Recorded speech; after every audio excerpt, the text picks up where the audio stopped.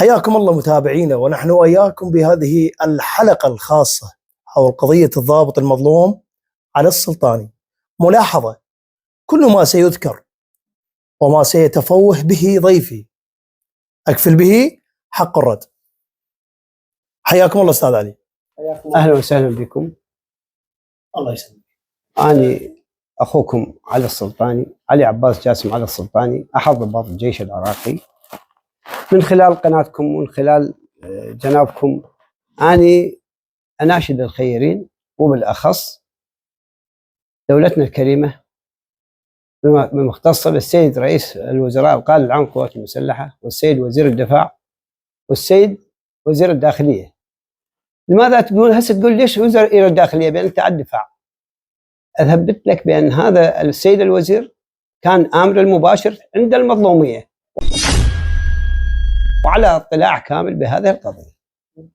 وأنا عندي اليوم راح أبين لكم، بس مو بالكلام، أبين لكم بالورق نوع المظلومية التي وردت عليه من قبل قيادة الفرقة التي كنت أعمل بها، وأبين لكم إياها وفق نقاط، وبعدين أشرح لك كل النقاط التي تخص القضية. نقول بسم الله الرحمن الرحيم. العدل أساس الملك. قال اللهم فاطر السماوات والأرض عالم الغيب والشهادة، أنت تحكم بين عبادك فيما كانوا فيه يختلفون. صدق الله العلي العظيم. أن هذه قضيتنا بها اختلاف عظيم، وهي الآية القرآنية دليل على ما نحن فيه. السيد دولة رئيس الوزراء، والسيد وزير الدفاع، والسيد وزير الداخلية، نسأل الله أن يوفقكم وأن يجعلكم أهل لنصرة الحق وإظهار الحقيقة. قضية تتلخص بنقاط مهمة. أولا، تم هروبي وأنا لست بهارب، تم تخاذلي وأنا لست بتخاذل، تم سجن 8 أشهر وليس لدي ذنب، تم قطع راتبي، وبهذا أقسمت لن أستمر بالخدمة إلا أن أخذ حقي، وقدمت استقالتي ليس بطرا بل من أجل حفظ ماء وجهي أمام المجتمع وإعادة حقوقي. اليوم أطالب السيد القائد العام للقوات المسلحة أن ينظر لنا بقضية أبوية قبل أن ينظر إلى هذه القمة العربية. السيد القائد العام للقوات المسلحة لا يصح أهل البيت إلا أهله. أنا أناشدك قبل أن تنظر للعرب انظر لأعيالك، إحنا عيالك، وهذه النظرة الأبوية أعادت حقوقي. يعيد الله لكم الأمن والأمان بحق محمد وآل محمد. إني أتضرع إلى الله يوميا وعلى السجادة أن يهلك الظالمين ويهلك من لا يسمعني ولا يرد علي. أسأل الله أن يوفقكم بإعطاء حقوقي، وبين لكم هذه المظلومية بأول يوم حدث. أول مقترح هو اقتراح النقل مالتي، هذا موجود، إذا تريدون تسجلوه أمامكم. المقترح إني منقول من الوحدة من الفرقة الثامنة لواء 32 إلى لواء 33. هذا المقترح. صدر الكتاب من الفرقة إلى 30 31 32 والكتيبية النقلية الثامنة، بما أني منقول إلى 33. الخطأ بدأ منا هنا من يوم 21/3/2008.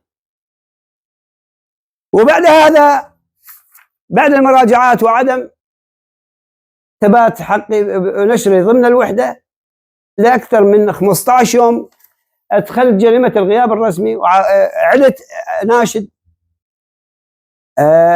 اللواء، عدت إليه ولقيت الكتاب ليس معنون إلى الوحدة التي منقول إليها. صلح هذا الكتاب إلى 30 31 32 33 والكتيبة النقلية الثامنة بتاريخ 17/4. أبو عمر، يعني خلال هاي الفترة 13 يوم هم مغيبيك؟ لا، شكلوا مجلس تحقيقي تاريخ 14/5. المجلس التحقيقي يقول يوصل مجلس التحقيق بحالته للمحكمة المختصة وفق المادة 33 قانون العقوبات العسكرية. هذا المجلس الشروني هارب، وليس فقط بالراتب، وليس بالوقوعات. الوقوعات موجود. الوقوعات موجود. من جيت راجعت. انت هنا شنو كانت رتبتك؟ نقيب. نقيب. انا يا سنه بالضبط؟ انا نقيب 2003 2008 نقيب، وصار هذا الخطا واستمرت النقيب حد 2014 ولحد هذه اللحظه. يعني انت 2014 من المفترض انه تكون مقدم. نعم، يعني المفروض اني 2008 رائد. فعلا صارت هذه المشكله واستمرت المشكله لحد هذه الساعه. نعم، لا لغت، ماكو بعد ترقيه، ما له وجود يعني. ما له وجود بالساحه العسكريه، ما له موجود. شلون ما فصلوا؟ ما فصلون بان انا موجود بامر بالوقعات الامويه واداره الضباط ضابط، بس فقط بالراتب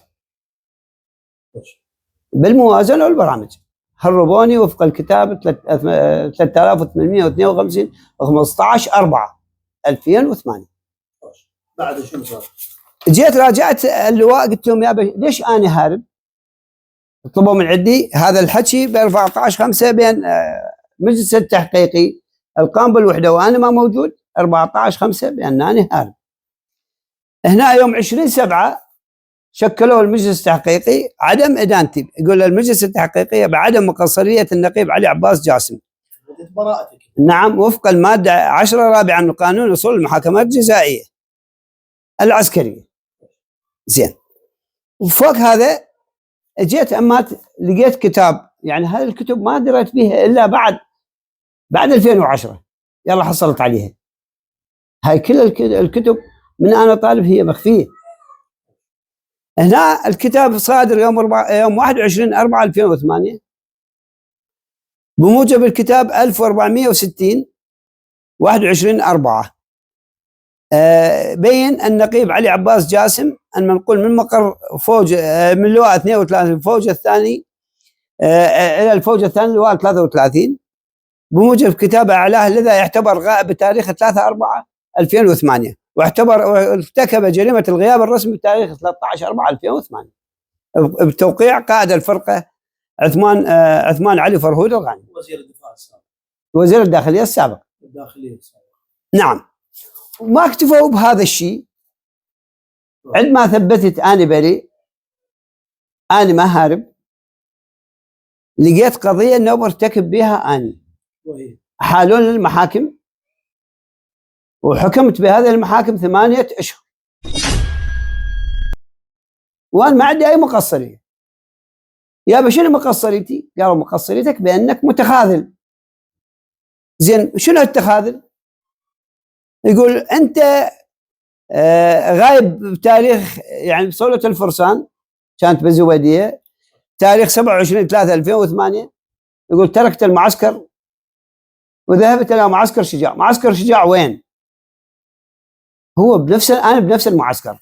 ذهب متخاذلا. زين، وانا بنفس المعسكر. يقول وعاد من الغياب 23/4. مع العلم ليس لدي غياب وليس لدي عوده. زين، هذا كتاب رئاسه اركان الجيش 2149 في 26/2/2009. شو يقول؟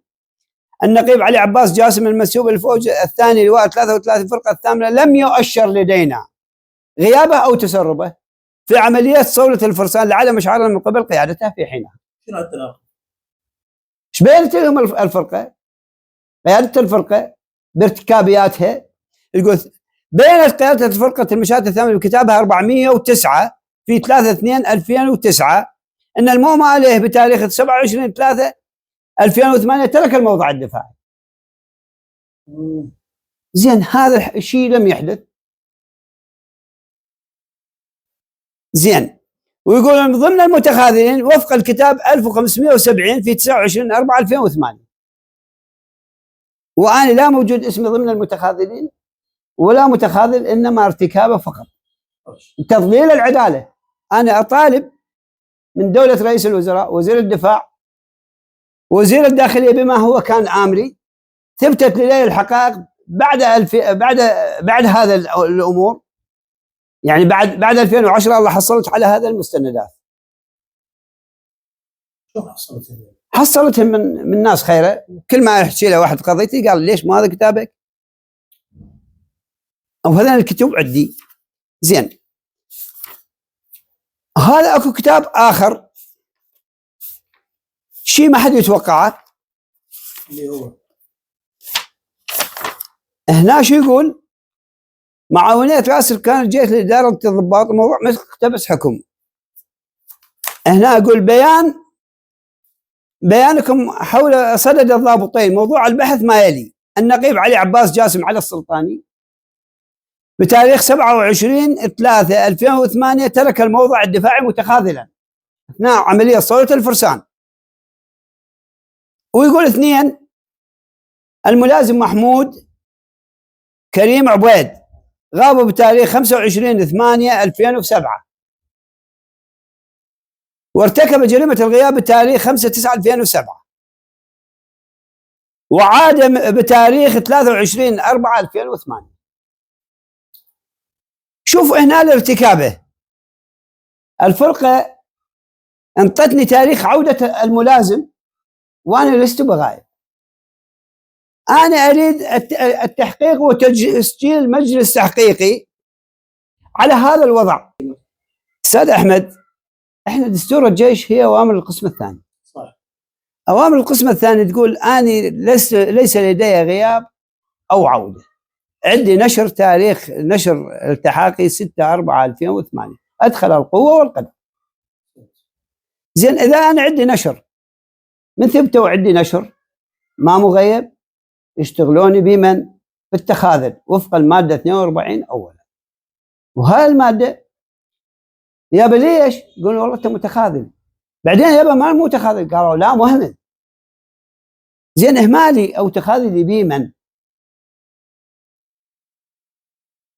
انا اريد اناشد دوله رئيس الوزراء القائد العام للقوات المسلحه وزير الدفاع بتشكيل مجلس تحقيقي يقص الحقائق. ان ثبت علي هذا الشيء فاني اكون مدان للدوله وللقانون وللشعب. ازعجت السلطات، وان كان لدي حق اريد حقي اسوه باقراني وعادت رتبتي اسوه باقراني. شكرا. ونهاية الفيديو حق الرد مكفول للجميع. نعم أحبتي المشاهدين، وصلنا وإياكم إلى ختام هذه الحلقة. انتظرونا في حلقات أخرى. إلى ذلك الحين نستودعكم الله في أمان الله.